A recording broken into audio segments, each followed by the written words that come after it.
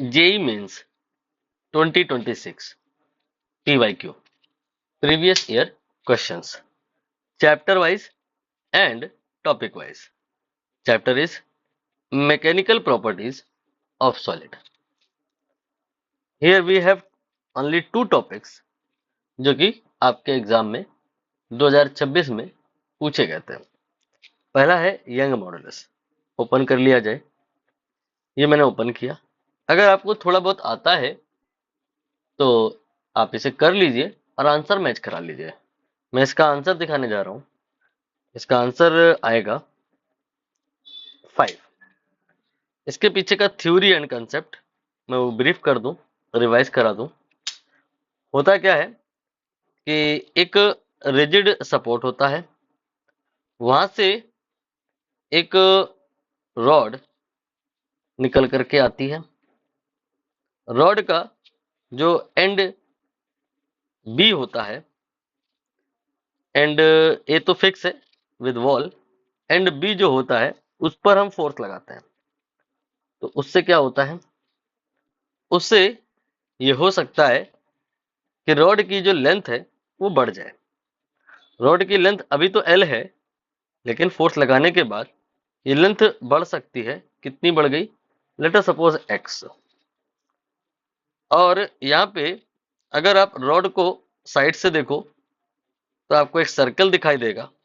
उसका area suppose करिए ए है. तो यहाँ पे जो एफ होता है, देखा क्या जाता है कि डायरेक्टली प्रोपोर्शनल होता है किसके? एक्स के. आई मीन जितना ज्यादा आपको एलोंगेशन चाहिए, आपको फोर्स उतना ही ज्यादा लगाना पड़ेगा. For more elongation more force is required. दूसरा क्या होता है, ये आपका एरिया पे भी डिपेंड करता है. एरिया अगर ज्यादा है then we need more force. And तीसरा ये देखा जाता है कि एफ प्रोपोर्शनल टू एल नहीं 1/L. जो अगर रॉड बहुत बड़ी है तो उसमें आपको फोर्स उतना नहीं चाहिए होगा, क्योंकि ऑलरेडी इतनी बड़ी है. थोड़ा बहुत एलोंगेशन, बहुत थोड़े बहुत फोर्स से ही क्रिएट हो जाएगा. छोटी साइज की जिनकी लेंथ कम है, उनमें आपको बहुत ज्यादा फोर्स की रिक्वायरमेंट होगी in order to elongate it. ये सारी बातें ऑब्जर्व करने वाली हैं, और इनको अगर कंबाइन कर दिया जाए तो आपको जो रिजल्ट मिलेगा that will be F proportional to A X upon L. Science का एक रूल होता है, वो भी आप जानते ही होंगे. क्या? कि अगर प्रोपोर्शनलिटी हटा दी जाए तो एक कांस्टेंट आता है. यहाँ भी ऐसा ही है. उस कांस्टेंट को y से रिप्रेजेंट करते हैं, एंड एक फॉर्मूला निकल करके आया y a x upon L. इस फॉर्मूले को बॉक्स में बंद कर लीजिए.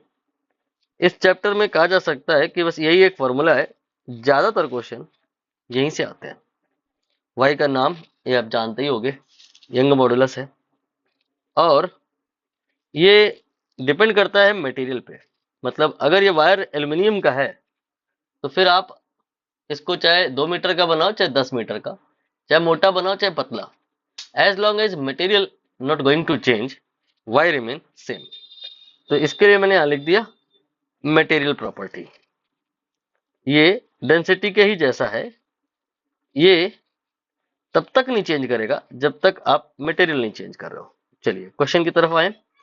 क्वेश्चन में कहते हैं कि to wires A and be made of different material, यानी दोनों के यंग मॉडुलस अलग अलग है. उसी का रेशियो भी निकालना है यहाँ पे.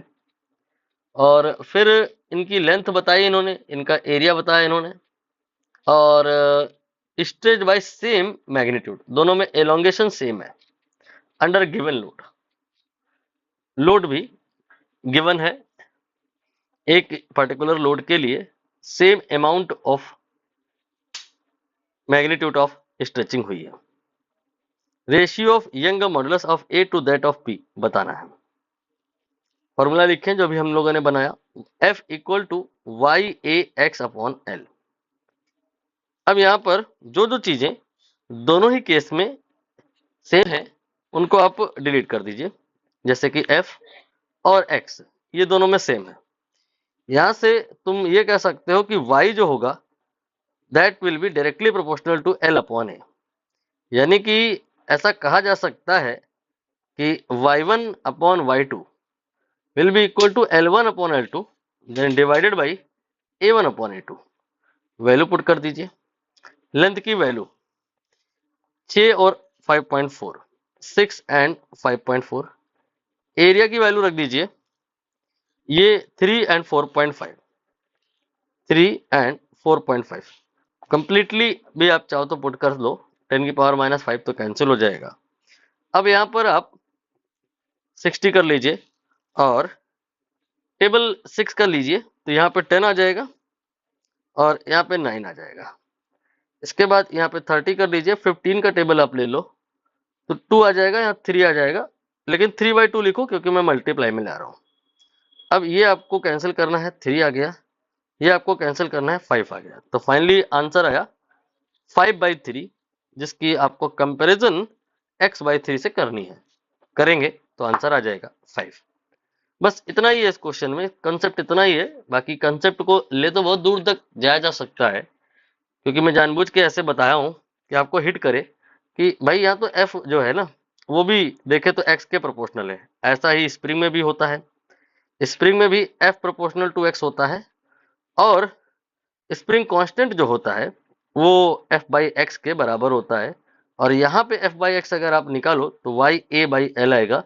मतलब you can assume this rod is equal to spring. इस रॉड के प्लेस पर आप स्प्रिंग मान सकते हो और स्प्रिंग में जितना भी कुछ पढ़ते हो सब यहाँ भी लग जाएगा। बट उस स्प्रिंग का स्प्रिंग कांस्टेंट क्या होगा वो ये लिखा हुआ है ya/l। फिर यहाँ पर एक रॉड के आगे एक रॉड और लगाई जाएगी, सीरीज में हो सकता है।